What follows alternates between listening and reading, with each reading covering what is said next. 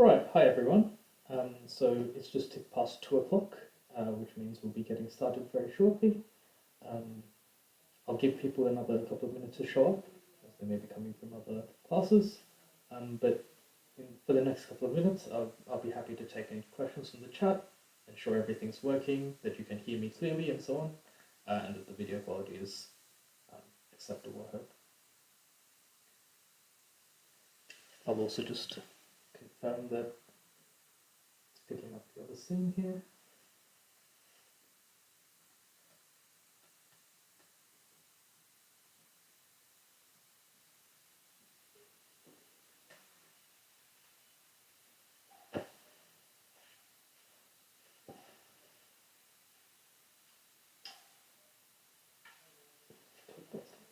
Okay, perfect. Sounds not great.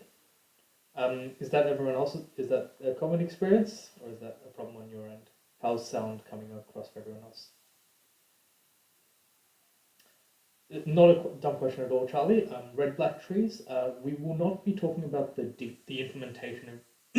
We will not be talking about the details of red-black trees.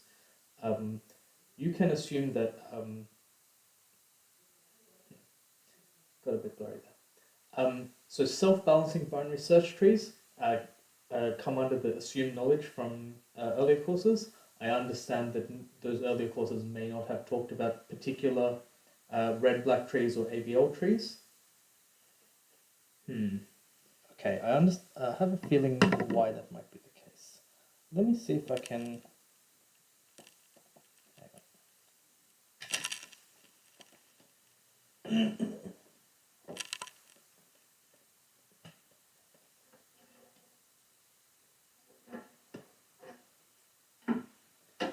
Just rejigging a couple of things.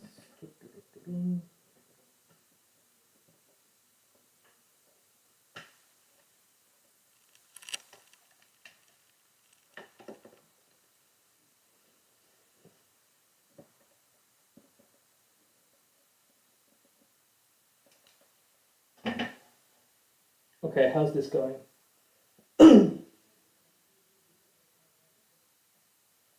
Is the sound clearer now?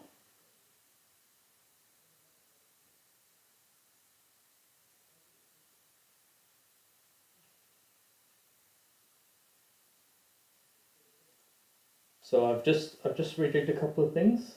Please let me know if the sound improves at all.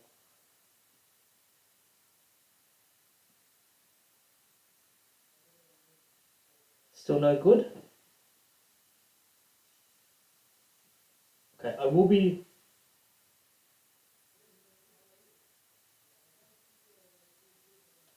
Oh, hang on.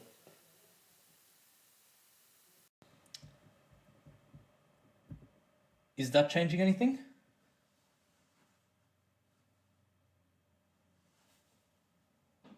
Okay, well. Okay. Unfortunately, there's going to be some noise just because my laptop is trying to process all the video, and that's a little bit noisy. I've tried to bump up the mic as much as I can. Unfortunately, this is the best we're going to be able to do. Oh, okay, better. Okay, fantastic. I think I know what the problem was.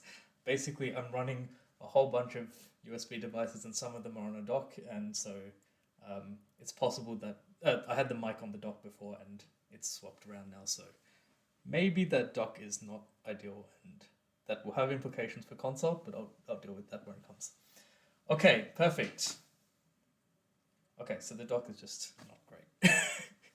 That's okay. I'll use it for non-critical things. Slide is no good. That's because I'm in the scene that. Oh wait, hang on. Hopefully the slide will be much clearer in this version. We'll flip back and forth when the board is being used and when the slide is being used. Okay.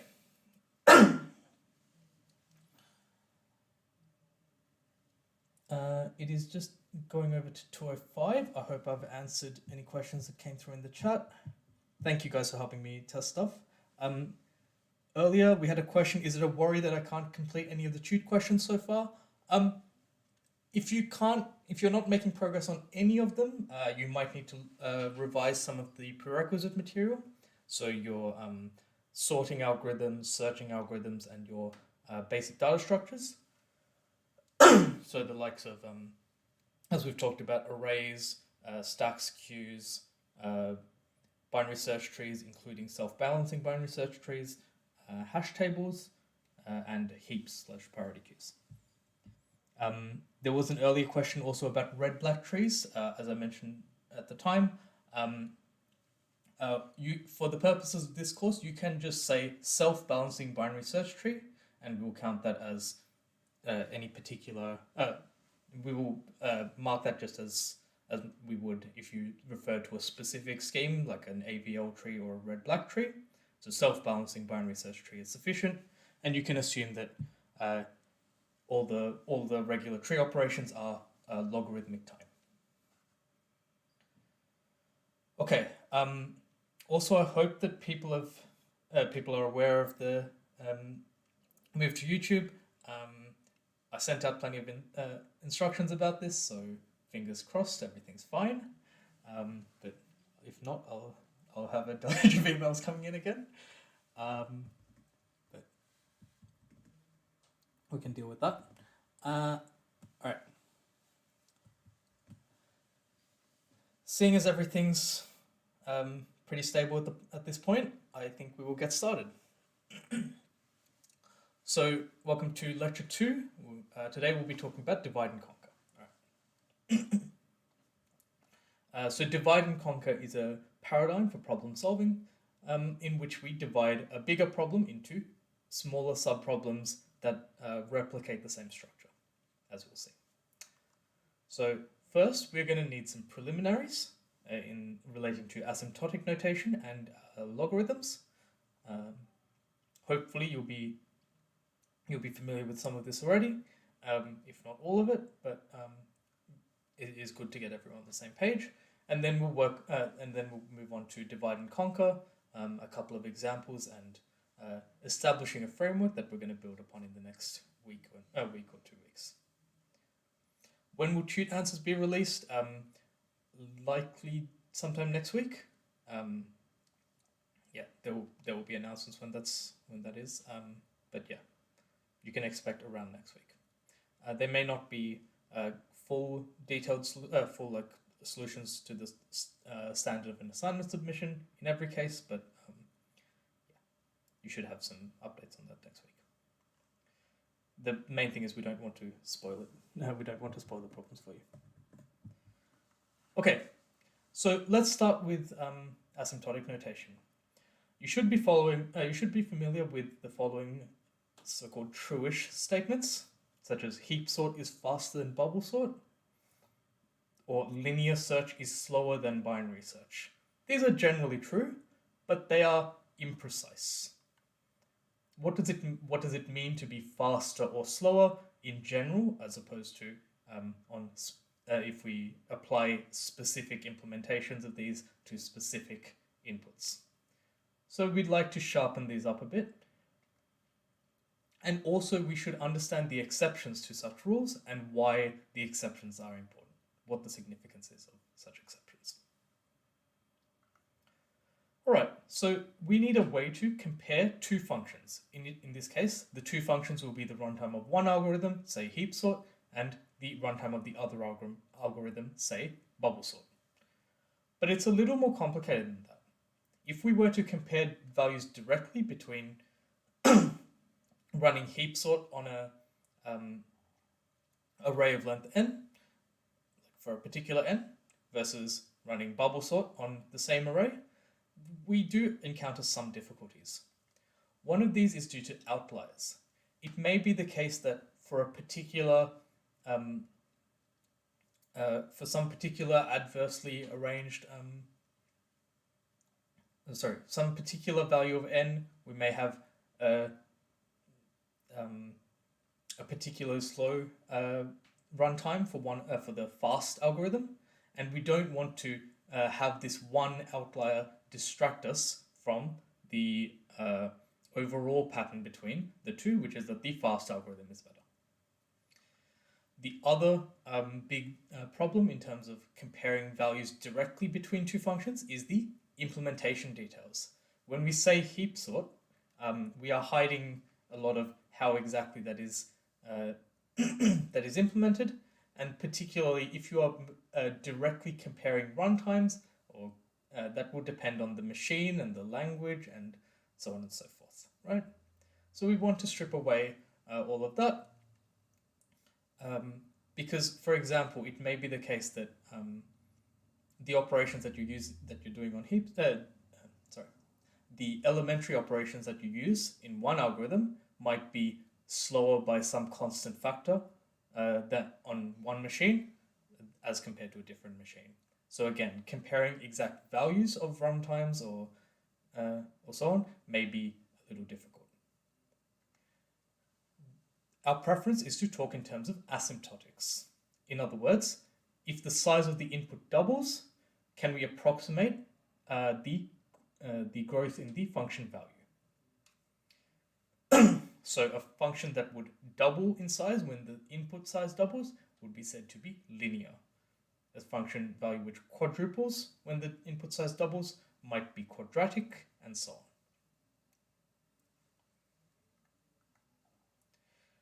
And the key observation is, if we have a function which quadruples compared to a function with doubles, no matter what the starting values are, no matter what the constant factors are, the function which quadruples will eventually become bigger than the function which always doubles. Yeah, all quadratics eventually beat all linear functions. And so this scheme of talking about growth rates in terms of asymptotics rather than in terms of individual values is very helpful for us. So here we need to introduce some formal notation. We say that f of n is big O of g of n if, this is the formal definition, if there exist positive constants c and n, so that fn is at most c times gn for all n sufficiently large, that is, greater than or equal to our chosen n. So there is some point, capital N, beyond which fn is bounded by constant times gn. Note that big O of gn is not really a function, or a mathematical expression on its own, in that equality here is a shorthand for saying that that fn is a member of a set, or is in some family of functions. So we can understand this to say that gn is an asymptotic upper bound for f of n. In other words, fn is bounded above by a constant times gn. We can understand this using more casual language as saying fn is eventually controlled by a multiple of gn. So for large enough n, there exists some multiple of gn which exceeds f of n. We can understand this to say that fn grows no slower than gn. And this is useful to estimate, or in some cases overestimate, the complexity of a particular algorithm. So for example, insertion sort, we can say, runs in order n squared time. Recall that insertion sort says pick out a value, put it in the right place, pick out another value, put it in the right place, and so on and so forth. So yeah, there's some good questions here. Is capital N an arbitrary value? Capital N is a value of the choosing of whoever is writing the proof, essentially. Okay, welcome, Oscar. Congratulations on getting your vaccine. So, how to put it? Yeah, capital N is capital N is not really of particular importance to us as long as a value capital N exists. Yeah, as long as eventually Fn is bounded by a constant times Gn, then we're good. Have I typoed this? I have, wait. I have typoed this. Thank you, Charlie. You're observant. Fn grows no faster than Gn. I'm very sorry. I've got these the wrong way around. Yeah, so Charlie points out very correctly that I've made a mistake in this slide. Fn grows no faster than Gn, not no slower than. So I've got those the wrong way around. My bad. Kai asks an excellent question. Doesn't that mean that something that's linear could be described as big O of n squared? That's absolutely correct. So a linear function such as n. So let me just switch over to the board for a sec. So let's just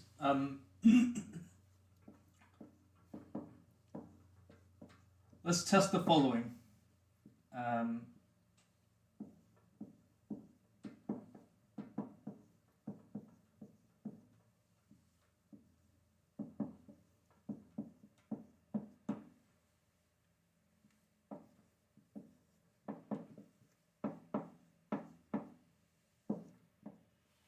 Which of these statements is true?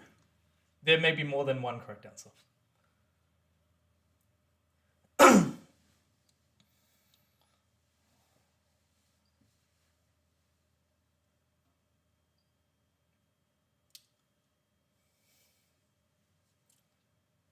So we have 3n squared, is that big O of n squared? 2n squared plus 1, n, and n cubed. Which of these four expressions are big O of n squared?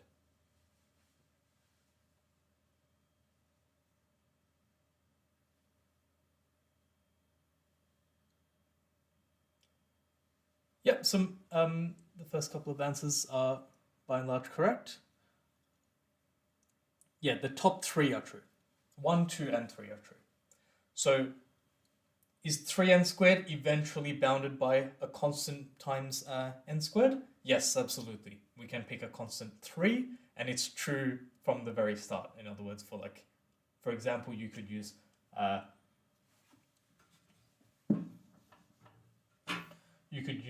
constant c equals 3 and n equals 1, and it's true for you can confirm that the inequality that we required holds from the beginning.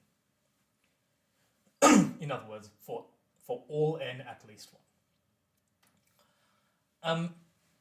The second one, proving this is okay, let me rephrase this. I hope everyone is familiar with the fact that this is true. Actually picking out a constant c and a value n is not as straightforward as it is in the earlier case, but it's still not very difficult.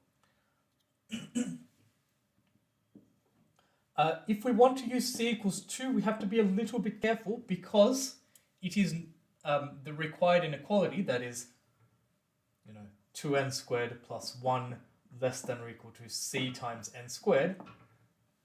For c equals 2, this is not true at n equals 1. Actually, it's not true at all. This will never be true. However, if we increase c slightly, say to c equals 3, actually, let me just adjust this to make the proof a little more interesting. Let's say plus 10. 2n squared plus 10, is this less than or equal to c times n squared? It's certainly never going to be true for c equals 2, but it will eventually be true for c equals 3. It doesn't hold up. The required inequality, 2n squared plus 10 compared to 3n squared, doesn't hold for n equals 1. It also doesn't hold for n equals 2 or 3. However, for n equals 4 and onwards, this is true. Do you believe me?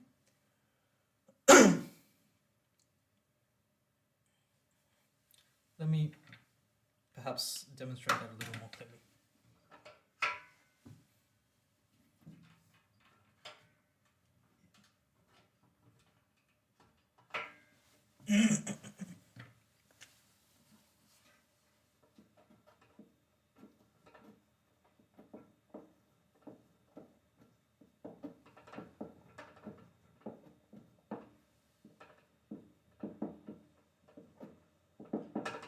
if I have 2n squared plus 10, at n equals 1, this is 12,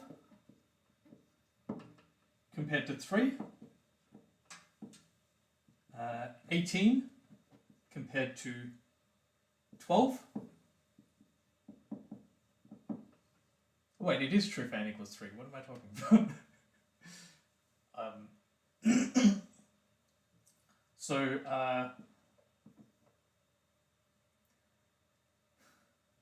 28 as compared to 27. My brain is not working so far. Okay. Now,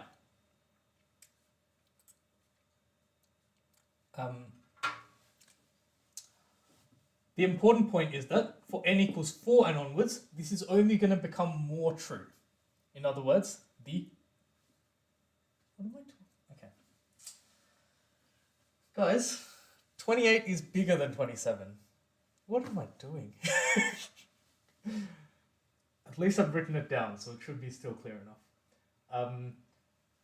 If I plug this in, I'll get 32, 42 versus 48.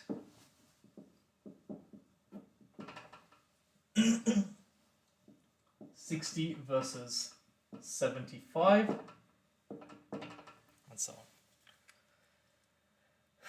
All right.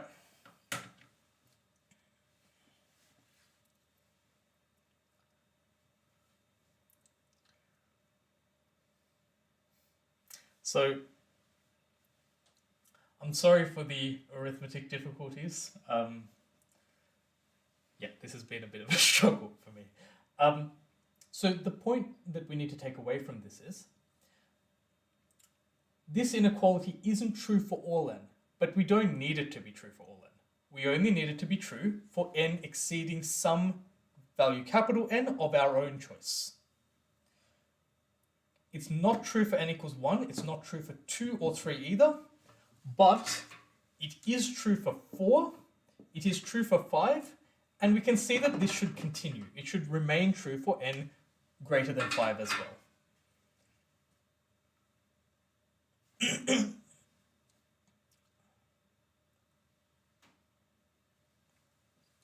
Now, I promise this is going to come back to being relevant to algorithms and computer science shortly. My point is that we've now proven that for c equals 3, it's sufficient to pick n equals to 4, because for all n at least 4, this the required inequality is true.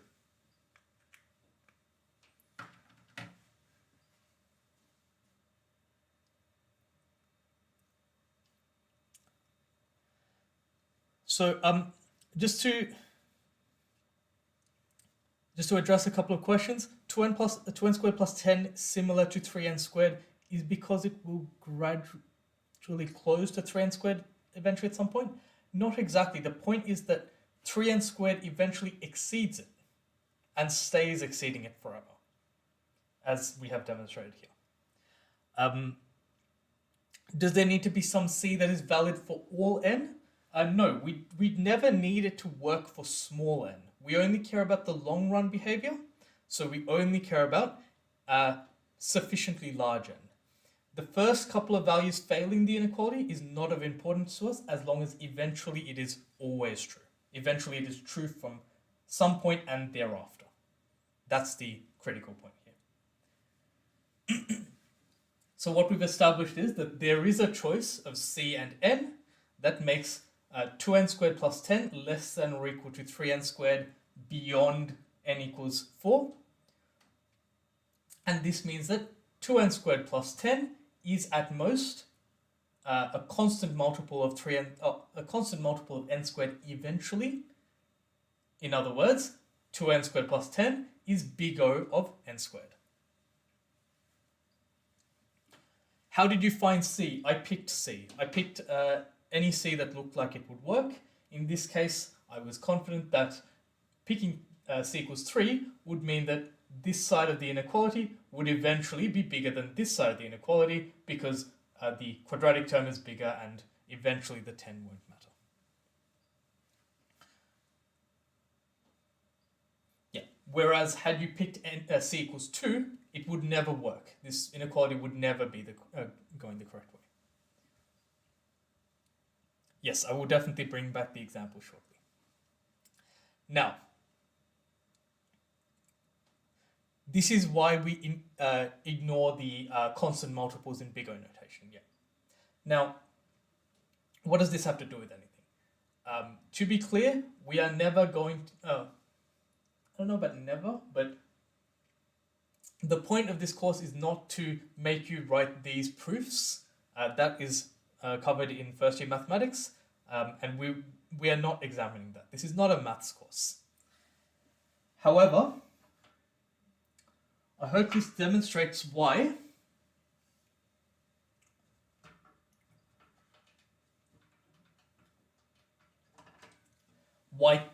going back to the examples here, 2n squared plus 10 is eventually at most a constant multiple of n squared. That's what I mean by eventually at most. It is for large enough n bounded by a constant multiple of n squared. So again, the choice of c was based on the particular function on the left-hand side. Observing that this was 2n squared, I wanted a c that would guarantee that I eventually exceed this. And so that's why I picked c equals 3.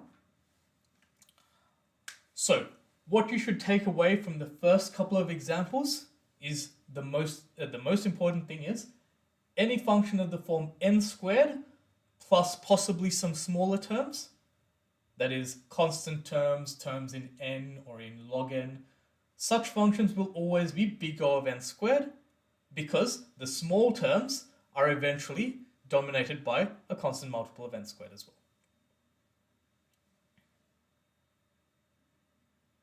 So yes, both of these functions are big O of n squared. For the purposes of algorithm design, we typically don't care whether your number of operations is 3n squared or 2n squared plus 10 because they both grow at the same rate.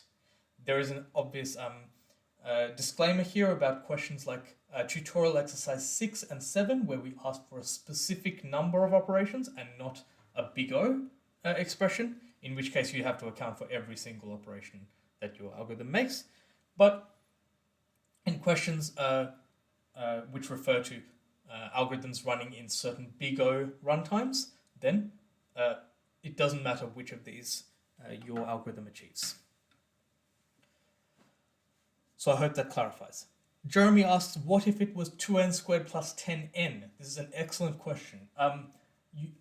You should have a go at this one yourself. Would it still be O(n) squared, or would it be a big O of n squared plus n? The point is that big O of n squared plus n is itself big O of n squared, because the n is a smaller term than the n squared. We will talk about this in a bit, but you should convince yourself that if you do the same construction and test it for each successive n, as we did on the other side of the board, it should work with the same c, but you will need a much larger capital N.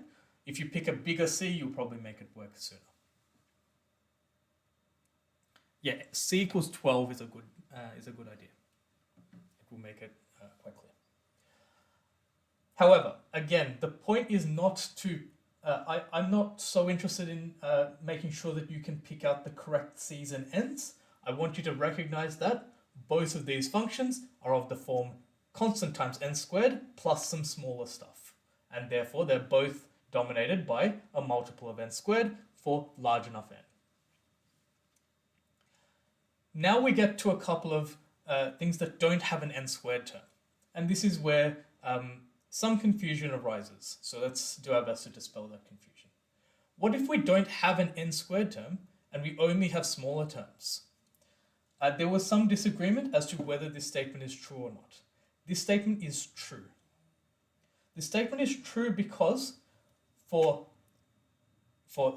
really any c that we like, but most notably c equals 1, it is true that n is less than or equal to a constant, in this case 1 times n squared, for n large enough.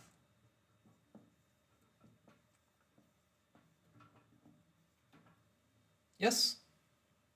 So c equals 1, we could even choose n equals 1 and it would be sufficient.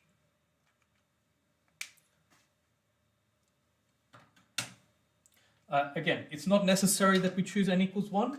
We could just as easily choose n equals 10 and say, well, this inequality is true for n at least 10, and this would be just as good a proof that, that this statement is true.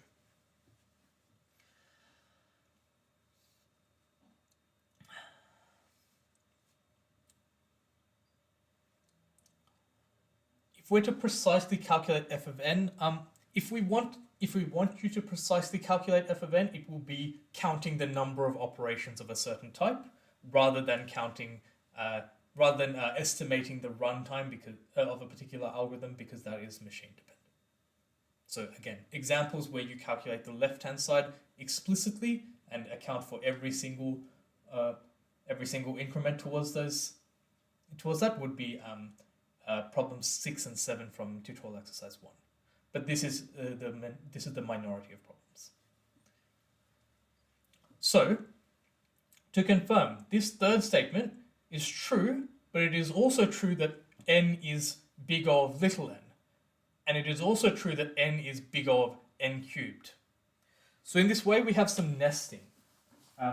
You could say that everything that is big O of n is also big O of n log n, and those are all big O of n squared, and so on. It is not the case that any function only belongs to one of these. Functions can belong to many of these classes. So more accurate, I mean, both statements are true. One tells us more information than the other. Yeah? If you say that a function is is big O of n, that's a more restrictive condition than being big O of n squared. But both are true in the case of fn equals n.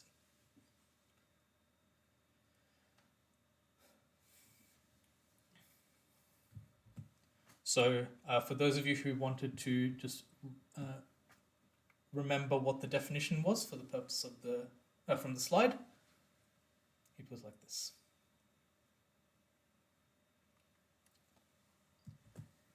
If you are looping through an array of n twice, would it be big O of n squared or big O of 2n? It's a good question. If you are doing nested loops, that is big O of n squared, because for all I, for all j, right? So for every choice of I, you will then loop through all pointers j, all indices j. So in that case, you have n squared states. But if you do one loop, conclude it, and then do a second loop and conclude that second loop, this would be 2n, which we could simplify and write as big O of n. Fantastic.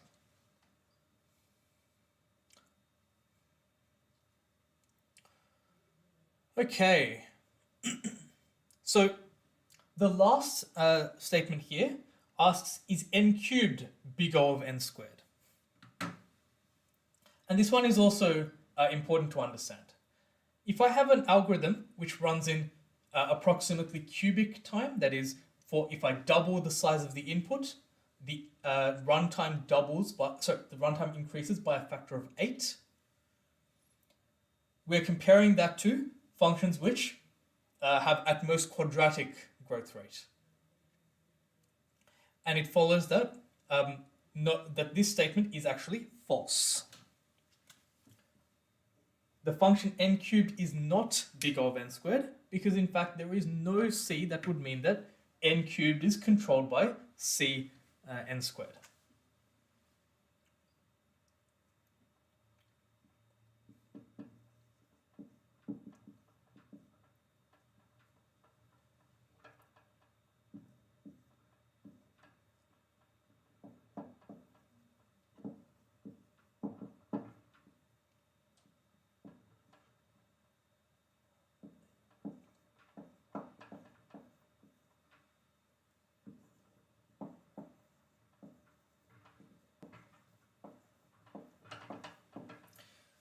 Yeah. You can so there is no constant c which makes n cubed bounded above by constant times n squared for all large n. It might this inequality might be true occasionally for small n, but it will never hold beyond any fixed point. Usman asks, can we say that n to the 5 may be bigger of n to the 10 and so on? Yes, that's true. Okay. Both capital C and capital N are variable. So are constants. Are constants, but constants chosen by the person writing the proof. As we discussed in the third example, the proof works just as well with capital N equals 1 or capital N equals 10. Little n is the input size, not capital N. Sorry, I misspoke earlier.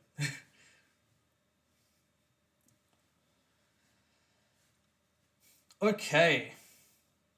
So, we got into the details a bit, but please don't focus on the details too much. The point is, again, not to find precise values of C and N. We only did that to illustrate why these statements are true and why this one is false. The point is to see that we care most about the biggest term, the one that grows the most quickly, and we are comparing its rate of growth with the rate of growth of the function inside the big O notation.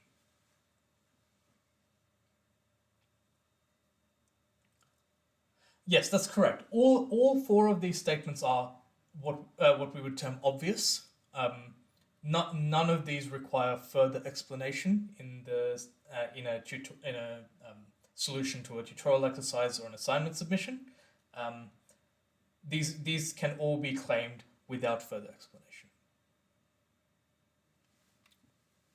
I've only delved into these to illustrate what properties the big O notation has, how it unifies functions of these types, and how the nesting works.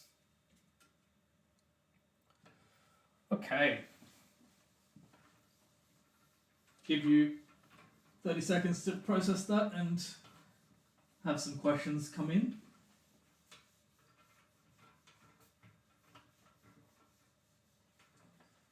Okay. Now, there was a question earlier about the rest of the lambda notation, which we are going to address now. So, a big omega notation is the opposite. In other words, we say that little f is big omega of Gn if Fn is bounded below by a constant times Gn. In such a case, Gn is said to be an asymptotic lower bound for f of n. Fn eventually dominates a multiple of Gn. Again, this is a typo. Fn should grow no slower than Gn. I'm very sorry for the mistake there.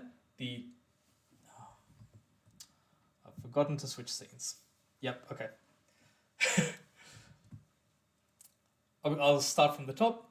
So little f is said to be big omega of Gn if f is greater than or equal to a constant times Gn for all large n. So Gn is said to be an asymptotic lower bound for Fn, and to put it informally, Fn eventually dominates a multiple of Gn.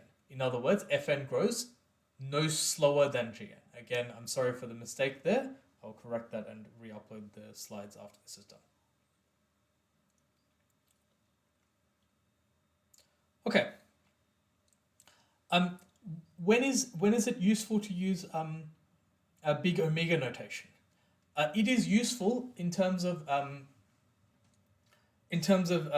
disqualifying kind of statements. It is useful in a context where we'd like to say any algorithm that solves a particular problem runs in at least big omega of G of n. So the most famous result along these lines is that any comparison sort on an array of n elements where we can compare but we don't have any particular other structure, has to run in at least n log n time, which we can phrase as big omega of n log n. So there are no sorting algorithms that are faster asymptotically than n times log n. At least no comparison-based sorting algorithms.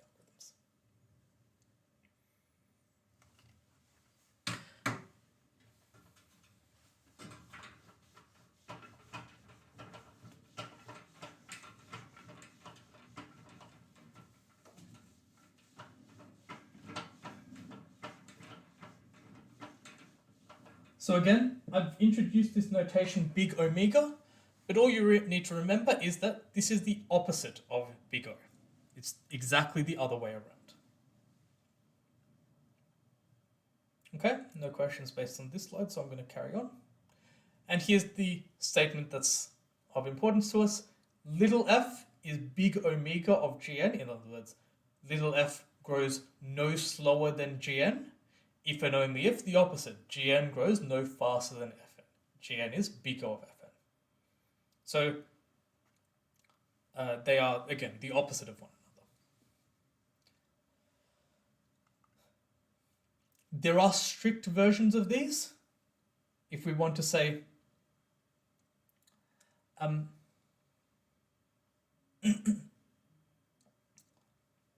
I'll deal with this in a sec.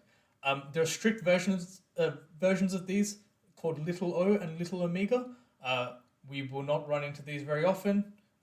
If they come up, they will be defined for you. But simply, the most important one is big O.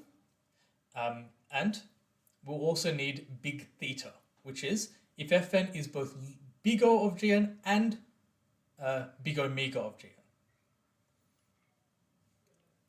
So, to answer Jeremy's question, it is not true that if an algorithm is big O and big omega of the same thing, that it runs constant time. Instead, what we should say is, it is big theta of Gn. In other words, f grows at the same rate asymptotically as g. So f and g grow at the same asymptotic rate.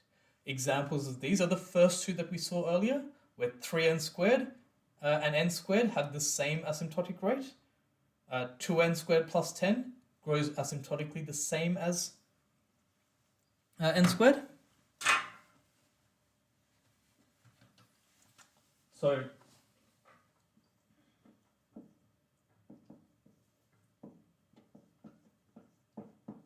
we could write more complete statements like this.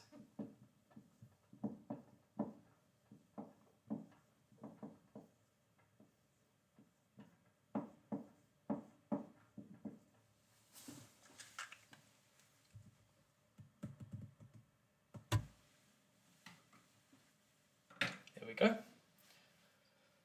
So both 3n squared and 2n squared plus 10 are big theta of n squared. N is big O of n squared, but it is not big theta of n squared because it fails to grow. It fails the big omega condition, and the opposite is true for n cubed. So again, the thought process should be in terms of the most informal language. N grows no faster than n squared. N cubed grows no slower than n squared.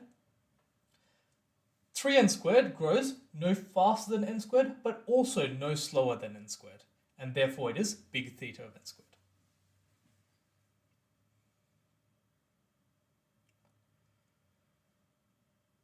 Okay, Adam, I'm glad it's making sense. I hope it's making sense to most of you. Of course, I can't guarantee that for everyone because there's several hundred of you, but fingers crossed. Okay. Yeah, so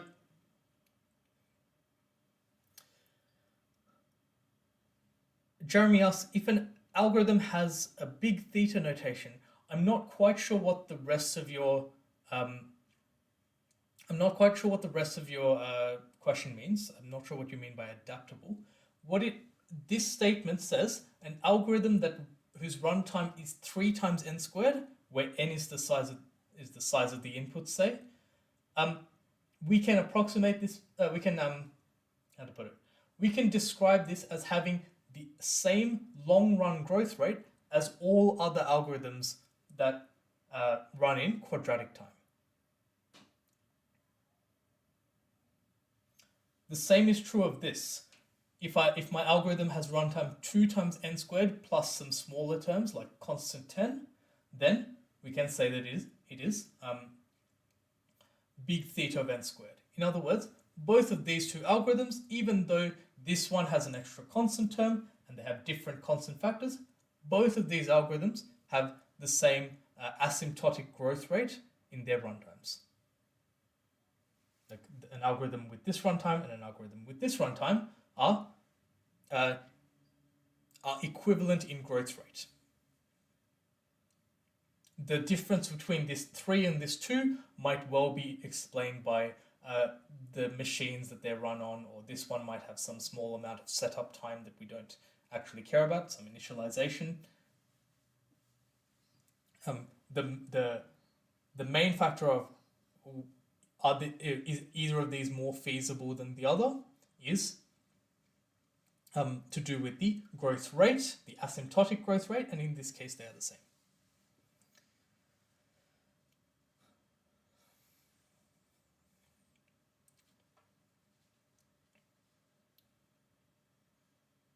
Yes, being big theta implies that it is both big O and big omega of the same function. Okay, in that case, I'm going to switch back to the slides. Keep the questions coming. I think at least some of you in the chat will be able to answer each other's questions, so fingers crossed we'll be able to keep this going. Now, some properties. First, if F1 has its own, can be written in as big O of G1, and F2 can be written as big O of another function, then the sum of F1 and F2 is itself big O of the sum of G1 and G2. If it so happens that either G1 or G2 dominates that sum, then we can simplify this further by omitting the smaller term.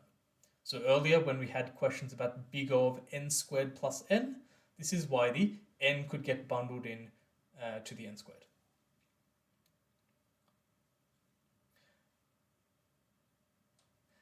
So Mitchell points out 2 correct statements and draws an incorrect conclusion from it. Well, draws an unjustified conclusion from it at least. Merge sort is big theta of n log n. Bubble sort is big omega of n, but those are not 2 classes that can be compared too easily, because things that are big omega of n may be big omega by maybe growing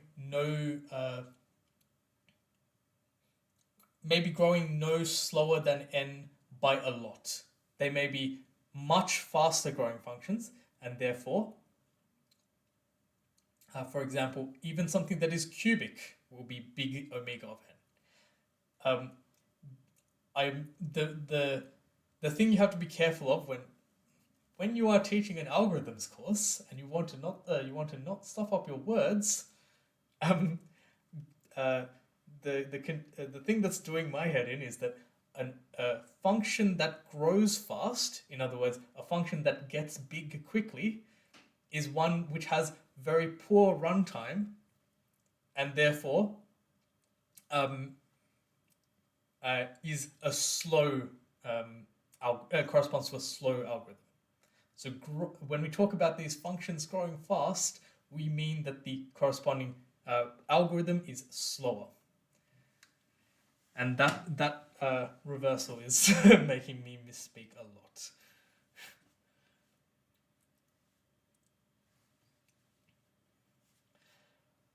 Okay, I will try to keep that the right way around in my head.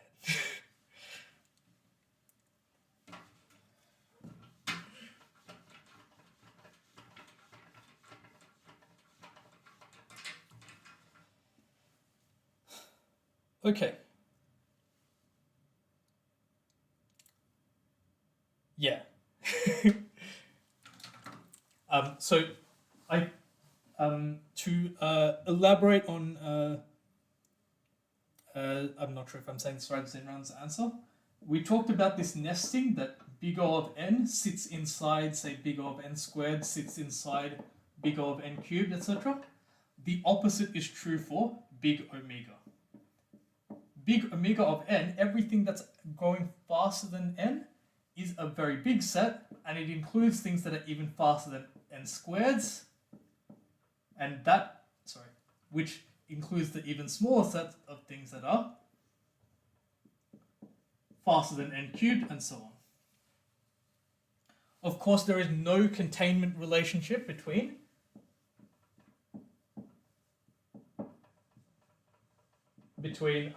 different big theta classes, right? There's neither of these is a subset of each other, they're completely disjoint sets.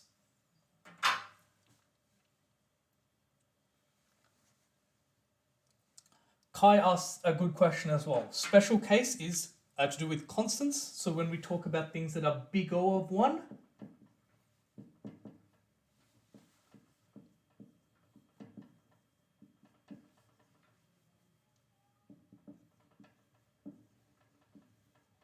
so some examples of functions that are big O of 1 would be the function 7, the function 1 over n. Both of these things are big O of 1. They grow slower than constant 1, or grow no faster than constant 1. On the other hand, the opposite is big theta of 1. These are things that are constant or larger.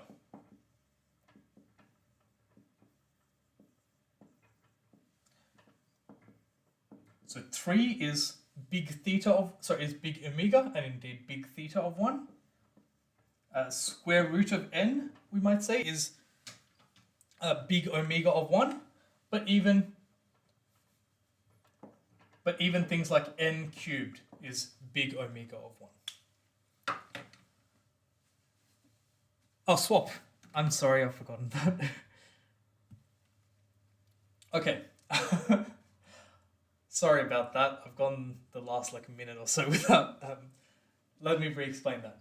The nesting that we talked about for big O notation says that things that are big O of n is a small class that sits inside things that are growing no slower than n squared. Sits inside things that are growing no slower than n cubed. Sorry, no faster than n cubed. These are slow growing functions. These are not necessarily quite as slow growing functions, but it includes all of these and so on. The reverse inclusion is true for big omega. Sorry, I'm just trying to get to terms with the latency. So, okay, cool. So the reverse inclusion is true for big omega. Big omega of n is a big set. It includes everything that's big omega of n squared, and so on and so forth. Because again, these are functions that are n squared or larger terms. There's no containment relationship between different theta classes. And when it comes to big O or big omega of constant, that's the same principles apply.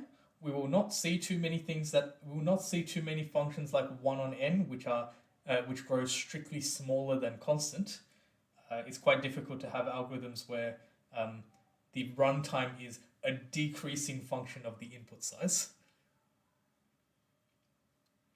But yes, a constant would be big theta of 1, because it is both constant or smaller, so it is big O of 1, and it is also constant or larger, so it is big theta of 1.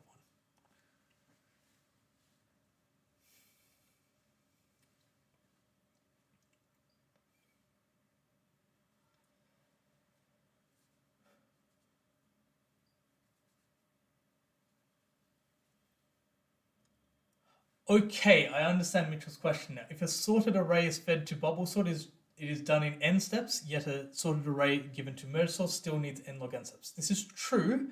It is true, but unrelated to what we're talking about. so far we are not talking about best case or worst case analysis of algorithms at all.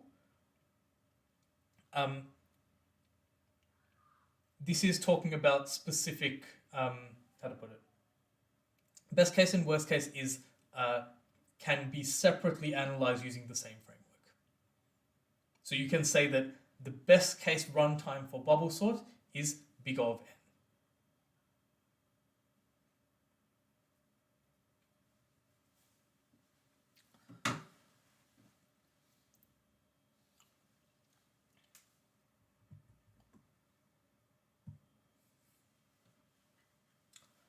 Okay.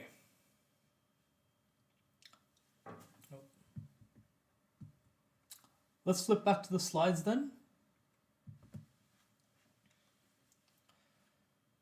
Next, we can talk about a product. If I have so if you have F1, which is big O of G1, and F2, which is big O of G2, then the product is big O of the product. This is again very useful when we talk about things like nested loops. So if I do one operation, say 2n times, and for every iteration I do 3n plus 7 amount of work, then the result is big O of n squared, because both components of that product are big O of n. When I say logarithmic time, that is just log of n. We will talk about logarithmic time in more detail very shortly. So a particular example of this product property is if f is big O of g and lambda is a constant, in other words, big O of 1, then lambda times f is also big O of g. And this is a property that we've seen throughout. In other words, big O notation hides constant factors.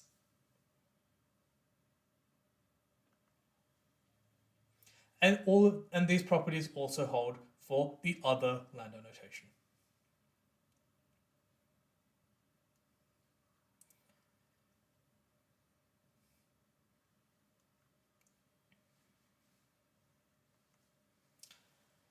All right, that concludes our preliminaries on asymptotic notation. We're going to take a break here for a few minutes. We'll start again at 5 past, and we'll briefly talk about logarithms, and then hopefully we'll have time to start on the divide and conquer process more generally.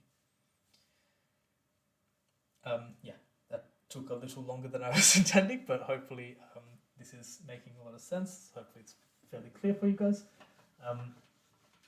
Again, there's a lot of technical detail that we've gone through so far that might not be directly relevant outside of question 5 of the assignment.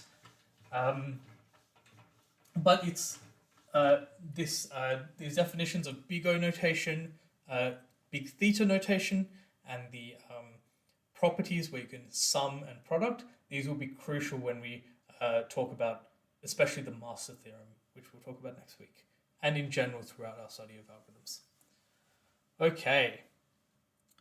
Okay, adaptive since sorted input yields the best case. Okay, great, thank you. That may well be my mistake. Adaptive I can't remember whether adaptive is the technical term for sorts that have different different performance based on properties of the input. Yeah, okay. When we describe a particular function as big theta of some function, how to put it? This comes back to the idea that you can that what the analysis we're doing is kind of separate to this idea of best case or worst case analysis. So it may well be that a function that we care about achieves, how to put it, it may well be that the best case is theta of n, like in bubble sort. The best case performance for bubble sort is theta of n. The worst case performance is theta of n squared. Whether we can, this analysis, whether we can write it in terms of theta of n, which we can, this is not, this doesn't determine whether or not the algorithm is adaptive.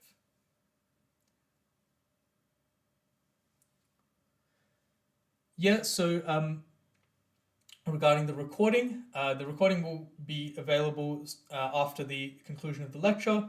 It may take some time to process, but it is automatically posted. There was a question on the forums throughout the week, yesterday, about captions. Automatic English captions will be on the lecture recordings, perhaps not immediately, but within several hours, at most a day, of the conclusion of the recording. The only exception to this is the first lecture, the original lecture that aired on Wednesday. I know why that is. It's because I initially uploaded a file that had like 15 minutes of silence in front of it and then trimmed it. The repeat that aired yesterday, the repeat that I streamed yesterday, does now have automatic captions on it. So if for whatever reason it's difficult to hear or understand what I'm saying, that may help you. Unfortunately, it's not going to be possible to provide manual captions. Captioning is a very, very intense process, so I cannot. I don't have time to do that for you, but yeah. If this is a persistent problem for you, get in touch and we'll see what arrangements can be made, but I can't make any guarantees. Okay. If there's any further questions about content so far or content to come, then let me know. Again, as for question 5 of the assignment, when we ask you, is something big O of something else, we don't expect you to find the N and the C that make the definition hold. We expect plain English reasoning. And for all of those questions, the reason, which one it is, should be clear, and you should be able to give a simple justification of why that is. You do also need to address both big O and big omega, because there's the option of being big theta or being neither. So to solve the problems in question 5 of the assignment, you should simplify each function and then give a plain English description of why one is big O or big omega or neither or both of the other. So I hope that clarifies the approach that we're expecting for question 5. Now, how do you simplify those functions? Some of them will require knowledge from the next portion of the lecture. When describing worst case or best case, when would you use omega notation versus big O notation? The question is kind of unrelated. Omega notation says I can bound this function below by something. I can say that this function is at least this growth rate. Big O notation says I can bound above by something. This function is at most this growth rate. Both worst case and best case performance of an algorithm can be described in both of these ways. So for example, bubble sort.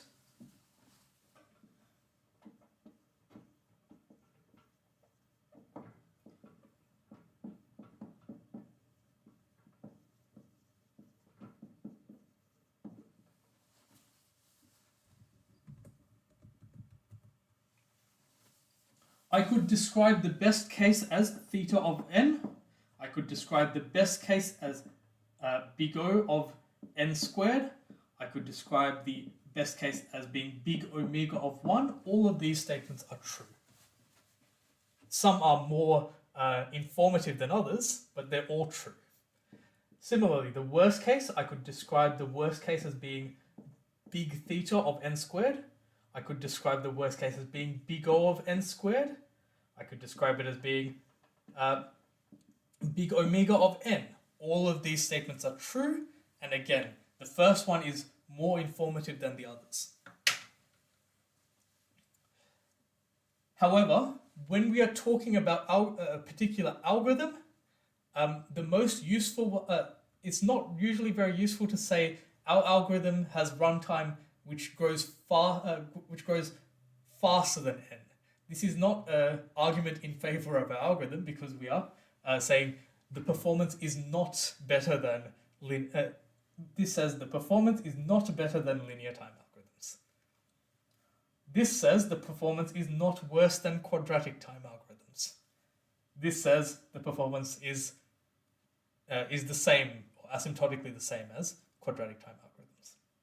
So this is the most informative. This is also fine, and often we write big O of n squared where the corresponding big theta statement is also true. If we're saying I have this algorithm, its performance is no better than linear time, this the situations when we would want to say this are pretty rare, right? However, it is useful if we want to describe certain problems as being hard. So for example, there is no comparison-based sorting algorithm that runs in linear time. We can say that all comparison-based sorting algorithms are big omega of n.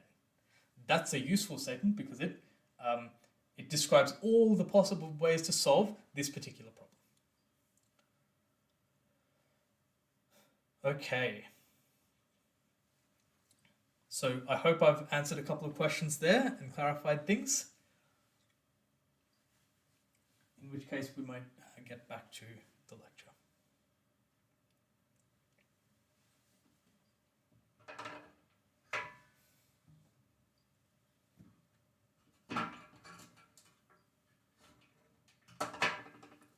Sorry if I'm temporarily blinding you with the reflection as I turn the board, but fingers crossed it's okay. All right, let's carry on then.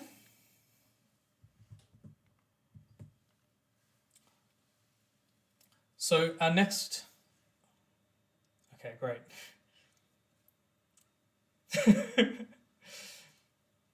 Our next section will be on logarithms. This should be a revision of material that you may have seen in high school or first year university maths. Hopefully fairly simple. Hopefully you're familiar with most of it already. Definition: n is log base a of b if a to the n equals b. Important properties: a to the power of log base a of n. Remember, log base a of n asks what power does a need to be raised to get b. So if we raise a to exactly that power, we just get back n again.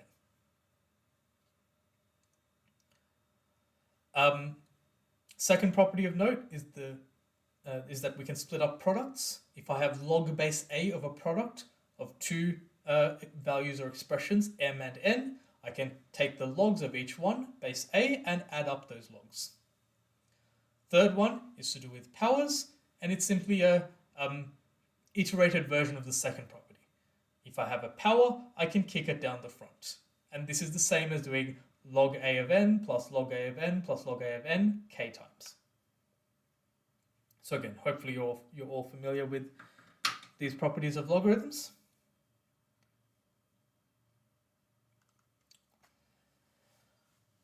There's another property of logarithms which perhaps is skimmed over sometimes, and but is of very particular use to us, and it's the change of base rule. For a, b, and x that are positive, we exclude a and b being 1 because you can't have a log base 1. This is not meaningful. Then log base a of x can be rewritten as log base b of x divided by log base b of a. Now, the important thing is we are going to interpret this in the situation where a and b are constants and x is a variable. So I start with log base a constant of my variable x, and I can rephrase this as log base a different constant of my same variable x divided by log base b of a, where b and a are both constants. And the important point is that the denominator is constant in terms of x. In other words, log base a of x is just a constant multiple of log base b of x. In other words, log base a is big theta of log base b, the same argument, or logarithms of any base are interchangeable for the purposes of asymptotic notation.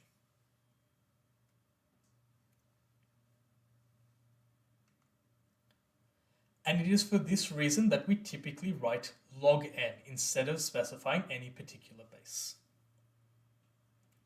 where it is relevant, we will understand log n to be in some instances log base 2 of n or log base e of n, e being Euler's constant. If it is relevant, it will be specified in the question. For example, in question 5 of the assignment, we specify that log n means log base e of n. But again, for the purposes of asymptotic notation, you should be aware that the two are interchangeable, or rather, the base is not of importance to us. Okay, so this is a very important idea. Whether my log is base 2, base 3, base e, or base anything else, provided that the argument is the same, in other words, what we're taking logs of, it's all the same. It's all the same up to a constant multiple, and therefore all the same asymptotically. All right. Everyone on the same page here?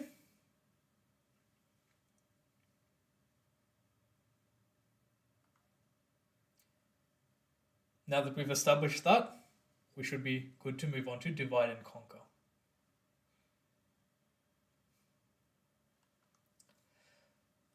And we'll begin with this puzzle.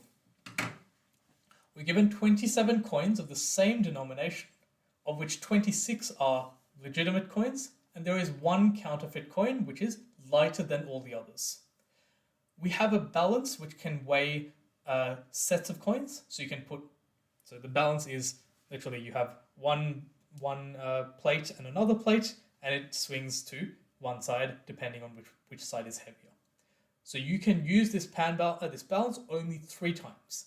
So 3 times you get to put some coins on each side of the balance, and you have to use this procedure only 3 times to determine which of the 27 coins is the counterfeit coin. I'll give you a minute or two to think about that. It's a great problem.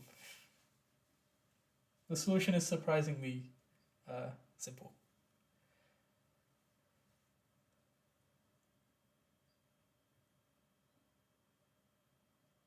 I have not watched that show, so if it is indeed solved in a very famous TV show, then I guess many of you will know the solution. So yeah, let's elaborate on that a bit. When we say 9 coins at a time, yeah, so you would only be able to weigh 2 of those sets of 9 coins, but you need to think about how you could, how you could infer any required information. Divide into 2 groups of, say, 13, that doesn't quite work. Because, yeah, you need to divide into thirds. That's the clever part of this.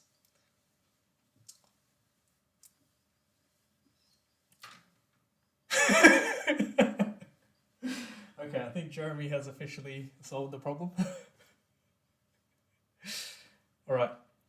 So the hint is you can reduce the search space by a factor of 1/3 in every single weighing. And the way to do this is, as has been described, divide the coins into 3 groups of 9, say group A, group B, and group C.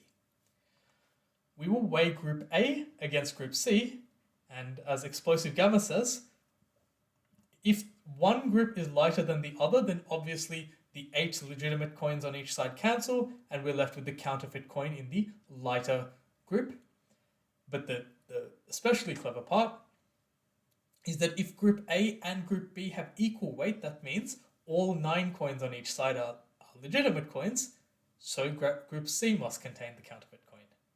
And in this way, with one weighing, we're able to divide the 27 coins into 3 groups and only retain one of those 3 groups, thus reducing the search space by a factor 3.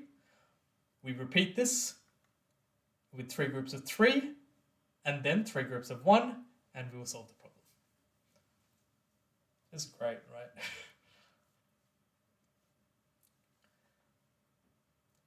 And so this is illustrative of the divide and conquer method of problem solving.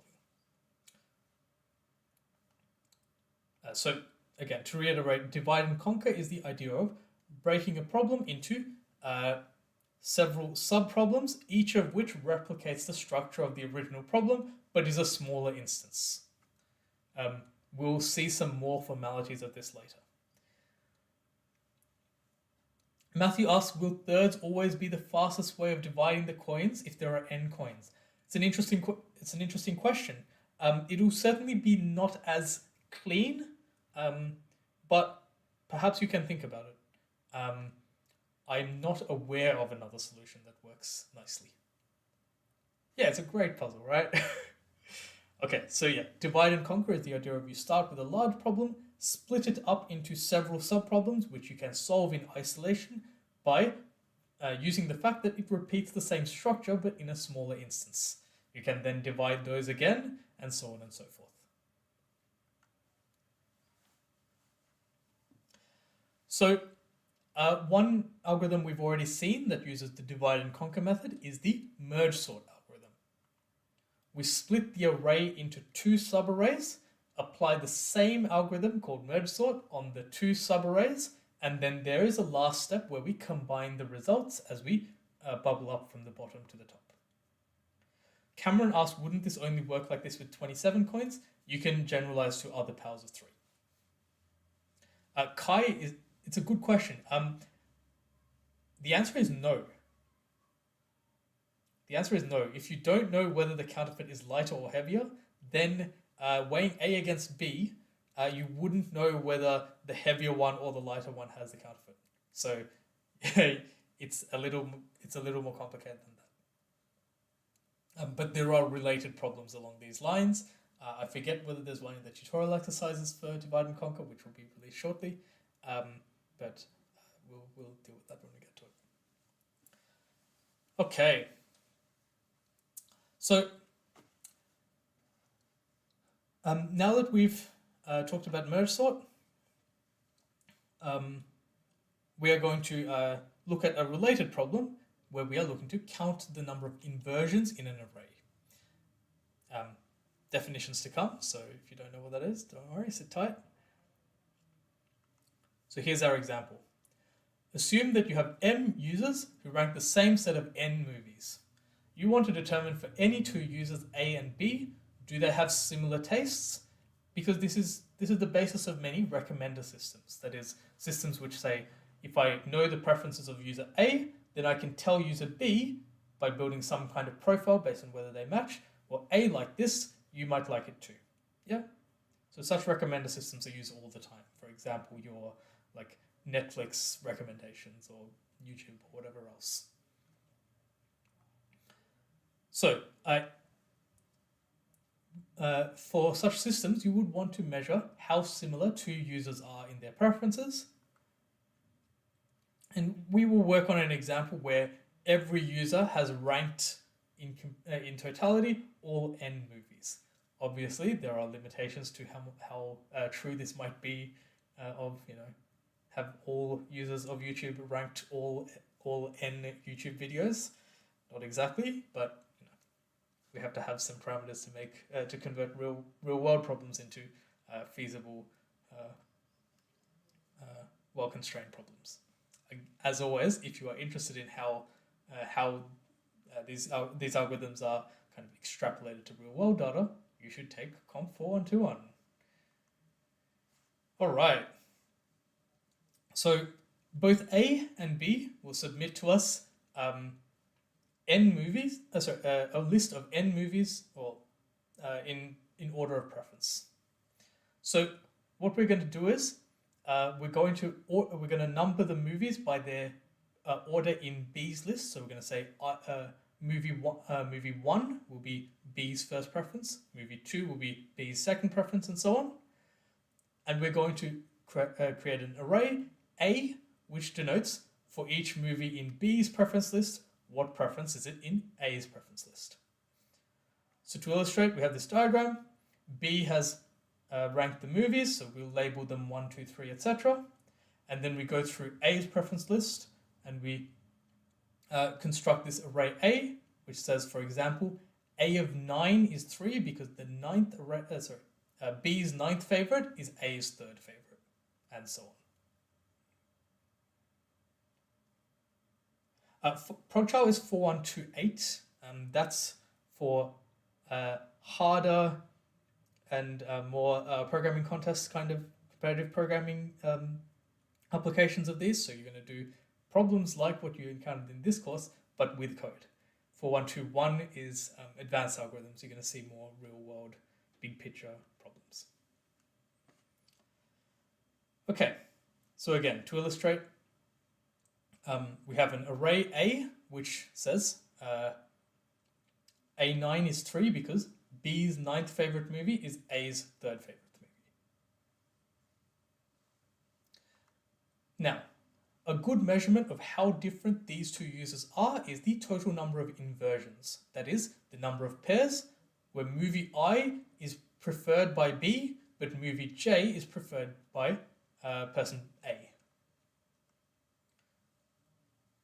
So we count the number of pairs so that I is less than J, that is, movie I comes before movie J on B's list, but they are in the other order on A's list. So that is, the position AI is greater than the position AJ.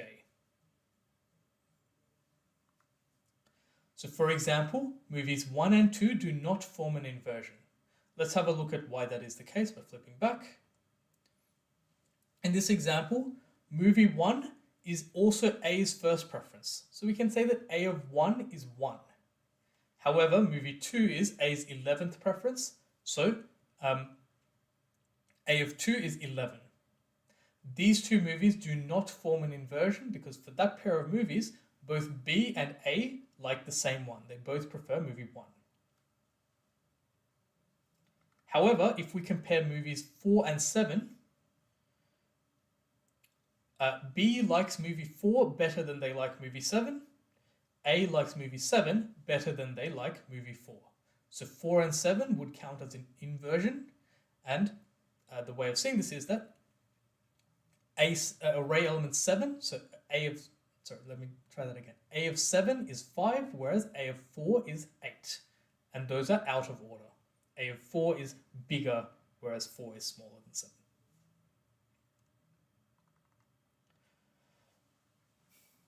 So hopefully that's clear enough. We can now abstract this away from talking about movies and just have an array. The array A contains all the numbers from 1 to n exactly once, but in some order. We want to know the number of indices, where the number of pairs of indices where I is less than j, but A of I is greater than A of j.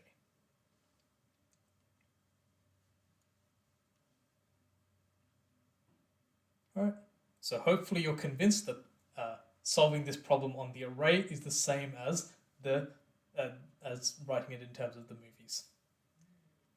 So Tim points out a great first step, which is do the brute force. And this is a good principle in general. Indeed, for the tutorial problems, the assignment problems, it's always good to start with an algorithm that you know is correct, but may not be the fastest, and then see if you can improve on that. So one way to count the number of inversions is to test each pair, I less than j, on one list and add them to the total if they're inverted in the second list. In other words, for every I and every j, so every single pair, check whether AI is greater than AJ. Of course, this is quadratic time because for every I we check all greater j values. And so we could say that the runtime t of n, in other words, the runtime taken for an instance of size n, is big theta of n squared. However, it can be done in a much more efficient way in time big O, or indeed big theta of n log n, by applying a divide and conquer strategy. It should be clear that if we want to improve on the brute force way, which achieves a quadratic time complexity, we can't test every single pair because the number of pairs is itself big theta of n squared. So our idea will be to do something similar to merge sort. We will do merge sort, but also keep track of some extra stuff. We'll both sort the array and work out the number of inversions simultaneously.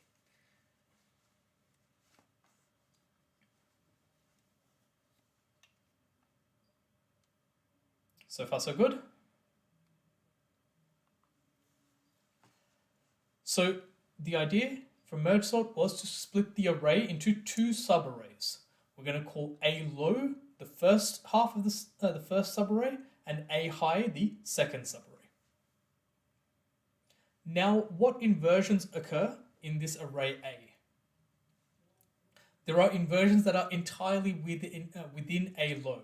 So for example, 9 and 7 are out of order in A low. There are also inversions that are entirely within A high. 4 and 2 are out of order in A high. Finally, there are inversions that cross the partition. There's 7 from A low and 4 in A high, again, are the wrong way around. These make an inversion as well. So we need to count the number of inversions within the low half, the number of inversions within the high half, and the number of inversions across the partition. We can write this down. As follows: the number of inversions in the entire array is the number of inversions in the low half plus the number in the high half plus the number where one comes from A low and the other comes from A high.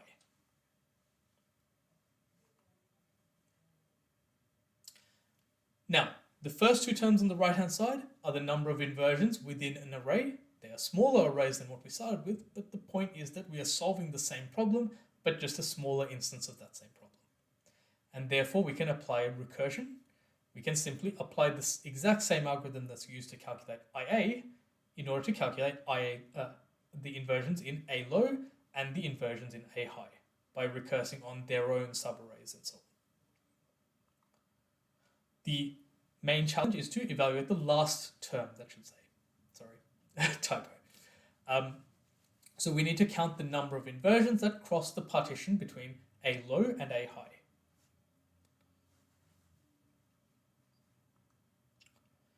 So, to get an understanding of this, we might ask in our example from earlier, how many of these inversions involve the number 6? To be clear, right now I'm only talking about inversions across the partition. I'm not talking about inversions within A high because those will be counted by the recursive procedure. So the challenge for us now is to calculate inversions that go across this blue dotted line. And so we are asking how many of those inversions involve the 6 that appears in A high, and that's exactly how many elements of A low are greater than 6. Mitchell has the exact right idea. This number can be deduced at merging time, yeah? Because after all, if I ask you, given a subarray A low, how many numbers of this subarray are greater than 6, this is a difficult question. However, if I tell you that A low is sorted, and after all, it will be sorted if we do if this is an addition onto merge sort, if we do this as the last step as we are merging, then we know that A low is sorted, and when we pull from the right side, when we pull from A high, then we can quite easily determine how many greater elements there are in A low. So again, not only will we be counting inversions across the partition, but we'll also be sorting as we go, and this will help us calculate the answer quickly. Okay, so we proceed to count the number of inversions across the partition and also merge in the same way that we do in merge sort. For the record, we will count each inversion by associating it with the lower of its two elements. In other words, the one that is pulled from A high. Every time we pull from A high, as Mitchell said, that number forms inversions with each of the remaining elements in A low. So for example, I'll pull the 1 from A low, pull a few from A high, which will have their own inversions, but related to the example we talked about earlier, when I pull that 6 from A high, I can confidently say that that 6 is less than not only the 7 that I compared it to in the merging procedure, but also all other remaining entries in A low. So the 1 is gone, it's dead, but the remaining 5 entries of A low are all bigger than 6 by virtue of 7 being bigger than 6. And therefore I can add 5 inversions which cross the partition corresponding to my number 6. In the same way, there would be 5 inversions corresponding to 2, 3, 4, and 5, and there would be 4 inversions corresponding to the 8. So I could calculate as I go that this merging also counts 29 inversions that cross the partition for this example.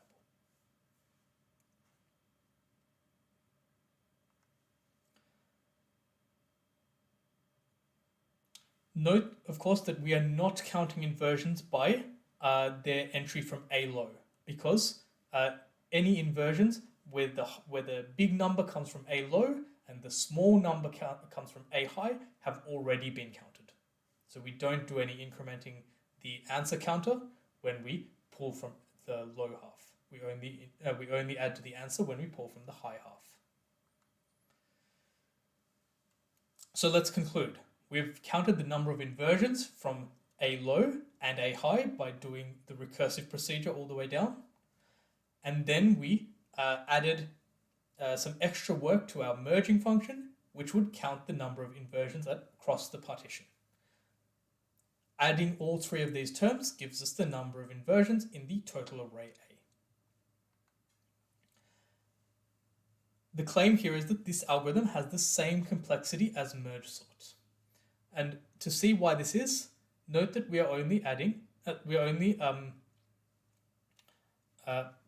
introducing an extra constant factor, right? When previously we were merging, at every step of the merge we did one comparison and one write into an array and one pointer increment. We also do one instance of adding some number which we can calculate in constant time to the answer. So this only contributes to the constant factor in the runtime of merge sort, and therefore I can say that this algorithm also has the property of being big theta of n log n. It is obviously no faster than merge sort, but indeed it is only a constant factor more work than doing merge sort at most.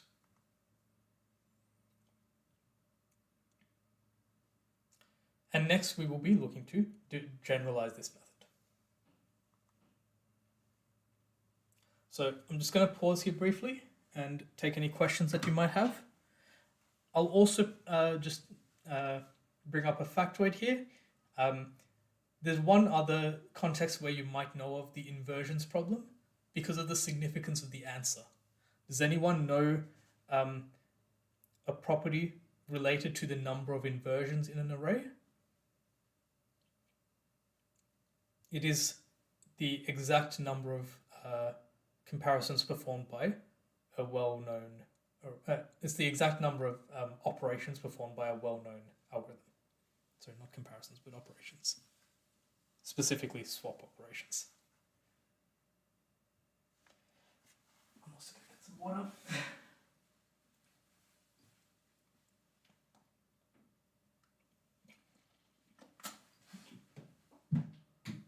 Happy to repeat an example.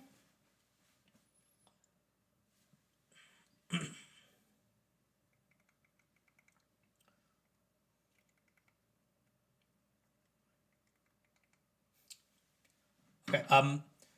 Question is, will we ever consider space complexity? Almost never.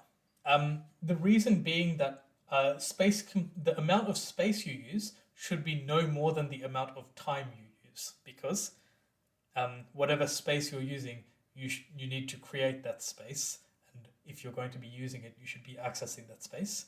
So there should be like if you create n squared amount of space, it's not really possible for your algorithm to use that space and also run any faster than n squared. So your time complexity is always going to be at least your space complexity, and for that reason we don't care. It is theoretically possible that we can ask you a question which specifies solve this problem using at most quadratic time but linear space, for example. So at most order big O of n squared time but big O of n space. Such a question is within the scope of what we can ask you, but such questions are certainly rare. So I hope that's a complete answer to that question. The answer to that factoid is bubble sort. Our famous bubble sort. The number of swaps performed by bubble sort is exactly the number of inversions in the array that we're using it on. Okay, so returning to this example. The example pictured on the slide, we have this array of length 12. Our algorithm will say, split this into two subarrays, a low and a high. Recurse on each of those. By recursing, we will work out the number of inversions within a low and also sort a low. Similarly, we will work out the number of inversions within a high and also sort a high. Both these numbers of inversions contribute to the total, but we also need to include the number of inversions that have one entry from a low and one entry from a high. Such inversions include 7 and 4. 7 is from the low side and 4 is from the from the high side. We can count these inversions by counting them at the merging step. Whenever we merge, when we're doing the merge step, whenever we pull an entry from the high side of the array, that entry compares less than the one it's obviously being compared to from the low side. So 6 compared less than 7. That's why we write 6 into the merged array. But what's more, 6 also compares greater than all things before 7 and less than all things that are after 7. And therefore, 6 forms an inversion with 7 and everything thereafter. In other words, 5 inversions. And we can determine the number of such inversions with a big number from the low part and 6 from the high part. We can determine that inversion in constant time using some essentially point arithmetic.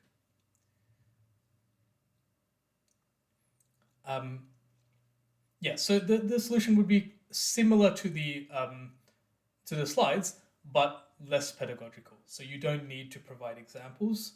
I am providing those examples for the benefit of your understanding. You would certainly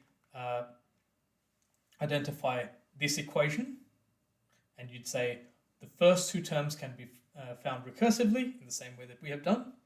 The last term can be found at the time of merging, and you would spell out this procedure, but you don't need to draw up the example. So again, you would determine all of this, and you would give some justification of the correctness, as we talked about in the second dot point of this slide, and the time complexity in the third dot point of this slide. I've been a little terse in my explanation of the time complexity. I would want you to just add another sentence that explains that the extra work required to count the number of inversions at each step only adds a constant factor to the runtime of the algorithm. Okay.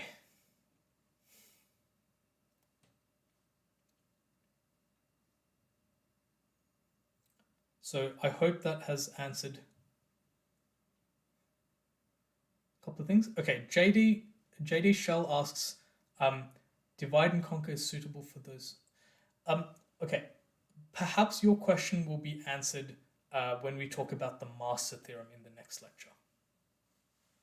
I'm pretty sure it's in the next lecture. Divide and conquer is a method for problem solving. Algorithms that use the divide and conquer paradigm can be analyzed to find their runtime. The analysis will usually involve recurrences, and we will be looking to solve those recurrences, at least to get asymptotic solutions. So we're about to detail that now. So hopefully I'm about to give you some indication towards the answer to your question, JD, and more on that next week. So recurrences arise from the estimation of time complexity of divide and conquer algorithms. So for example, in an array of size n, to count the inversions, we had to recurse on two halves of the array and then count the inversions across the partition. Remember, counting the inversions across the partition was just a constant time as the merging operation, so it is also linear time. Yeah. So the merging operation, even if we add in the work required to count inversions, is still linear time. In this way, we can say that the runtime Tn satisfies this recurrence. The runtime for its input of size n, in other words, an array of length n for this problem, is 2 times the time taken to solve an instance of size half n plus some constant times n, some linear function.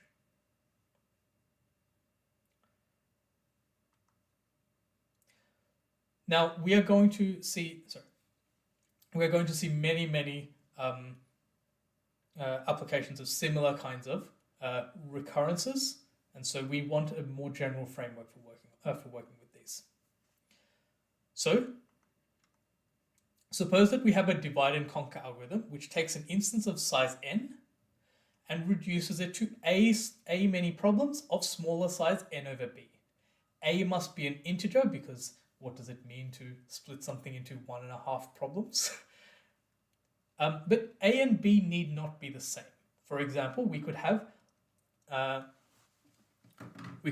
algorithm which divides an instance of size n into 3 instances each of size half n.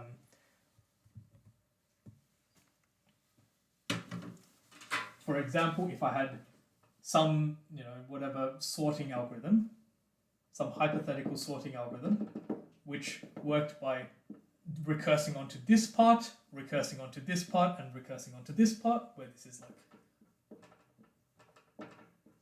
quarters, then we would be dividing an instance of size n, which should take runtime Tn, into 3 instances of size half n. So there is no requirement that A and B be integers. Sorry, let me try that again. A must be an integer. There's no requirement that A and B must be the same. You can divide it into 3 instances that are not necessarily 1/3, but maybe a half or maybe some other fraction of n.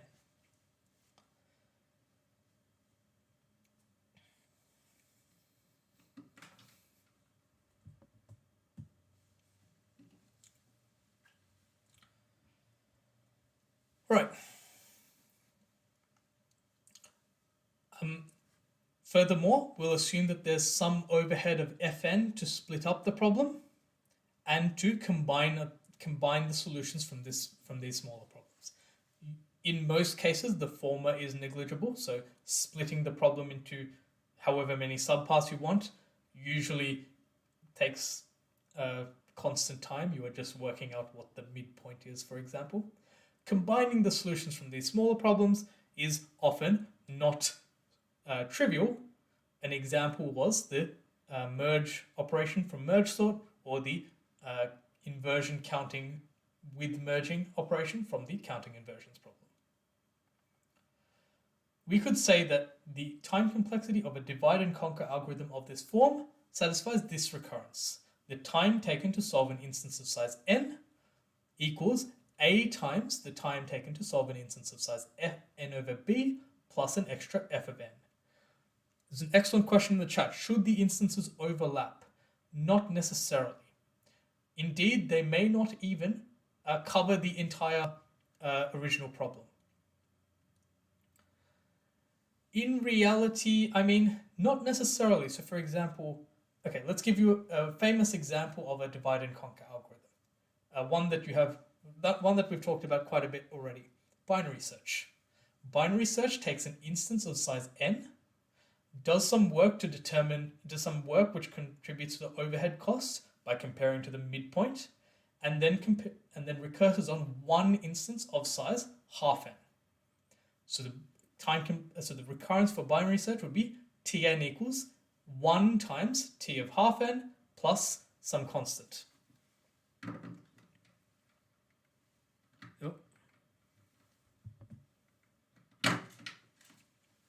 So let me just write that up.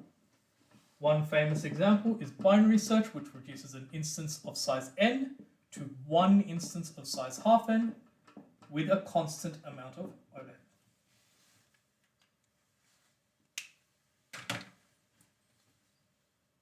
So yeah. Now, Tim asks a great question. Is B necessarily a rational number? Usually yes, but not always. There are related algorithms for that use similar principles to binary search, but find not zeros or particular values, but rather minima or maxima. So ternary search is the catch-all name for these, but that includes things like golden ratio search, which reduces a problem of size n to a problem of size in terms of the golden ratio, which is an irrational number.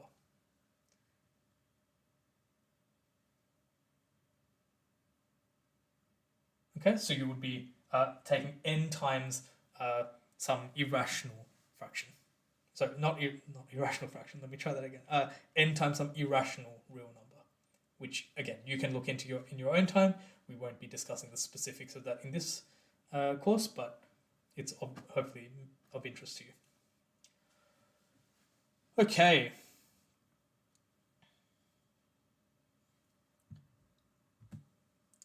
Let's flip over. Roger says, what is that O1? In the case of binary search, the constant term here is the amount of work required to compare the midpoint to the target value. Implementation is tricky, but that's not the concern of this course, so everything's good. All right. Why do we say B is a real number instead of an integer?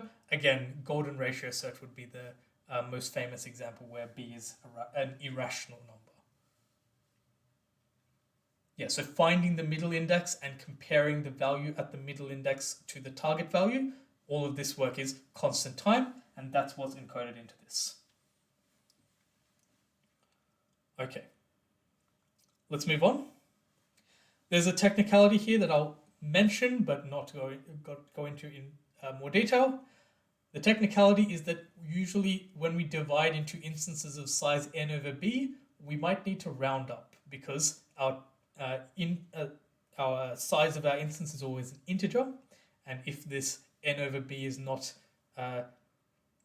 dividing evenly, for example, if you are doing binary search on an array of odd length, then you might need to do some rounding.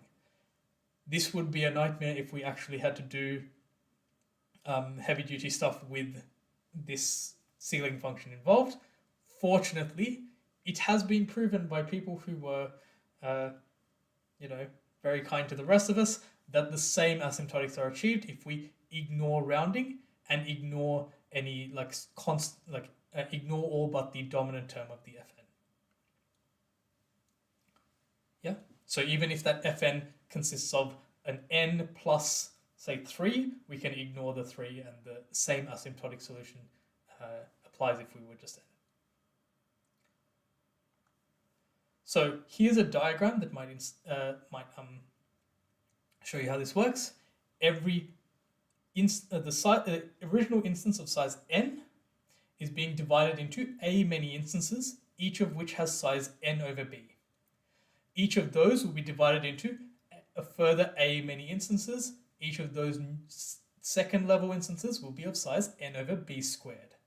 And this keeps going on and on and on until we get to instances of size 1. As you may have observed in some of your tutorial problems, and indeed when we talked about merge sort, we can calculate that the depth of recursion, in other words, the number of levels, is how many times can you divide n by b until you get down to 1. That is exactly log base b of n up to some rounding. And again, we don't care about rounding, so it's all good.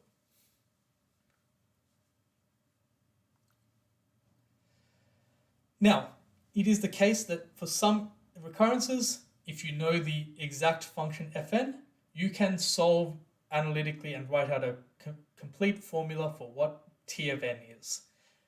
This, in general, tends to be quite tricky. But as we established earlier in the lecture, we don't always care about the particular, like the exact runtime. We care more about the asymptotic performance. This gives us a good proxy for, is this an efficient algorithm? Is this a more efficient algorithm than some other algorithm, and so on. So we need to find the growth rate of the solution, which is its asymptotic behavior. However, sometimes there are issues with the sizes of the constants involved, and we will see more about that in like the set of lecture slides number 5. But we will go through a couple. Set of lecture slides number 4, but towards the end of that. So in almost all instances, we want to know that in all instances we care about the asymptotic behavior. Sometimes the constants might be of concern to us. There is a specific example of this that we will discuss in lectures, which has implications for practical purposes, but again, we will talk about that as we go. And so next week, we're going to see a scheme to solve these recurrences to get asymptotic solutions. So equations of the form, this one. Equations of the form Tn equals A times T of n over B plus Fn. We'll be looking, we established that it can be quite difficult to solve these completely, to find Tn equals some complete mathematical expression to find out the exact solution. However, we have tools that will let us solve for what is Tn as a big O or a big theta expression. That is described by the master theorem, which we will talk about next week. In addition to that, it may be the case that the constants hidden by that big O or big theta notation may occasionally be of interest to us. And we will talk about that again in lecture 4. Okay, let me see if I can address some questions in the chat. So Susan asks a very good question. If a constant is extremely large, can we ignore it when counting time complexity? And this is really the key question when it comes to the kind of disclaimer in that last point.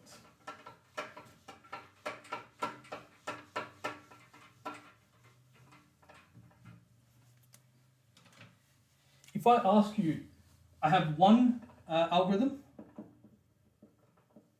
which runs in n to the power of 1.1 time, and I have algorithm 2 which runs in 100 blah blah blah blah blah blah blah times n time. Which of these which of these is theoretically faster? Which of these would you actually use for a practical application? In the sense of asymptotic complexity, this one is asymptotically faster. Oh, sorry, I've not switched scenes. Let me fix that. So if I have these two algorithms,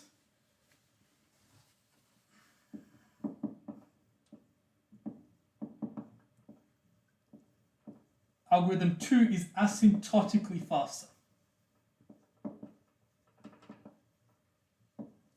What this means is there is an input size n, for large enough input n, sorry, I've swapped it now. For large enough input n, this one will be, this runtime will be smaller than this runtime.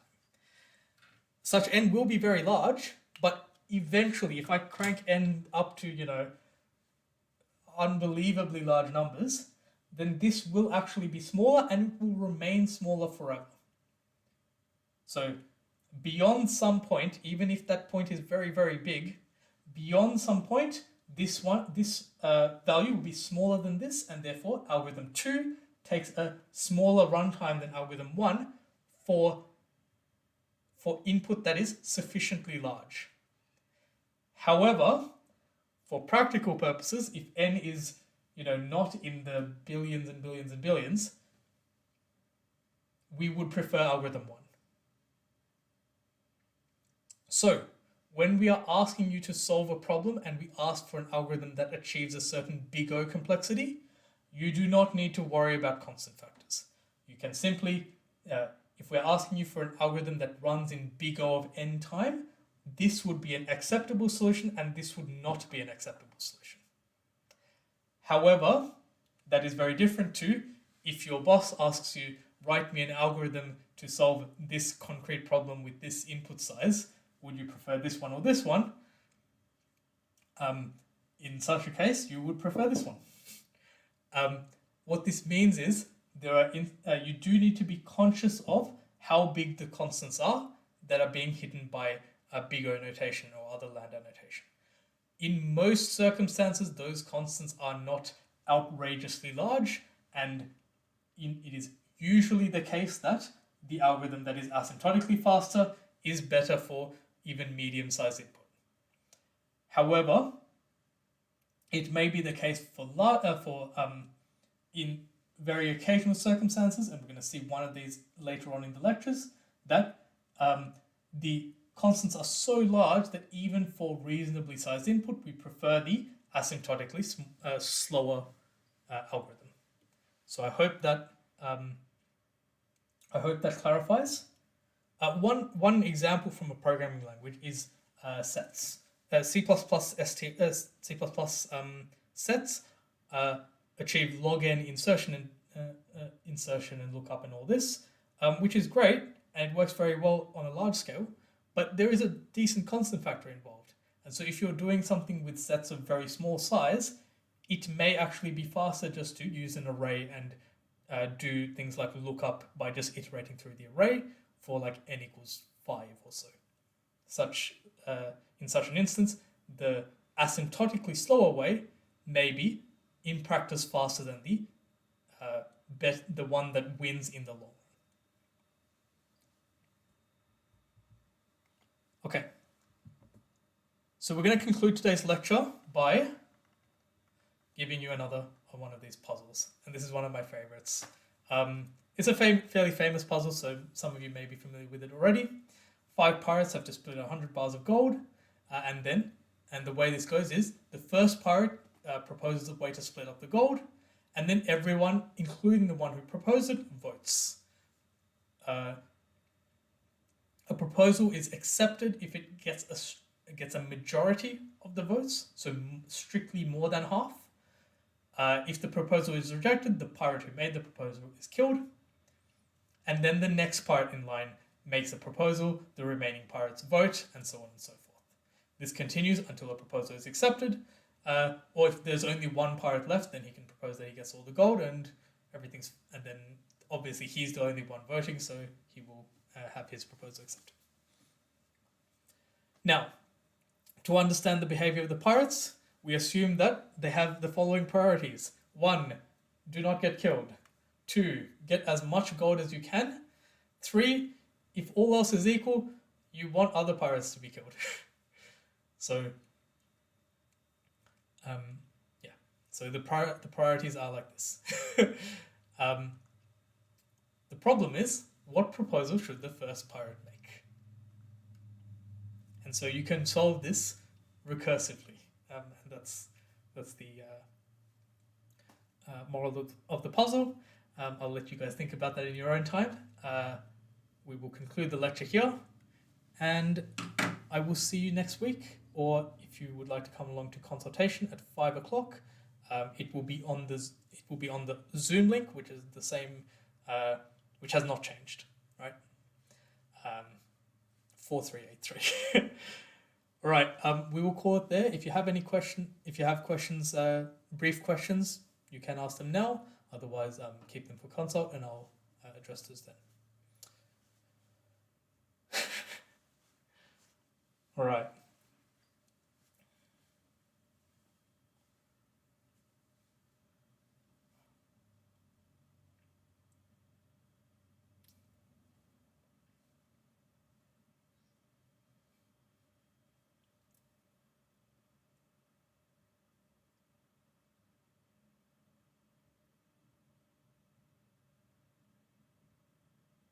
Okay, so thank you all for coming, and I will see you next week.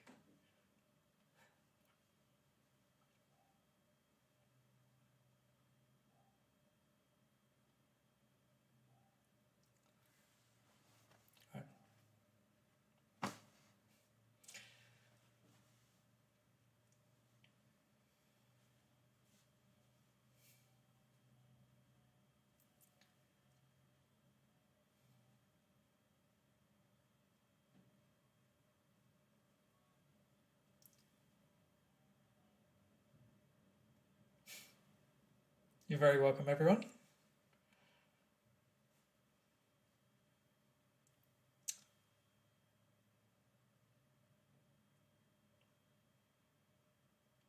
Okay. There seem to be no more questions coming in, so I'll end the stream here. See you next time.